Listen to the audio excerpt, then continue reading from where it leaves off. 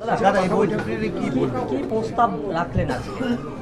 দেখুন, আজকে যেটা মিটিং হলো, সব আধিকারিকরা আছে এবং বোলপুরের সবাই আছে, ডিএম সাহেব আছে, বিভাস এসছে মেন। খুব ভালো লাগলো আমার। বোলপুর মিউনিসিপ্যালিটি, পঞ্চায়েত সমিতি, এসএসডিএ সবাই এই যে উন্নয়নের যে কথাটা বললো, এটা আমার শুনে খুব ভালো লাগলো।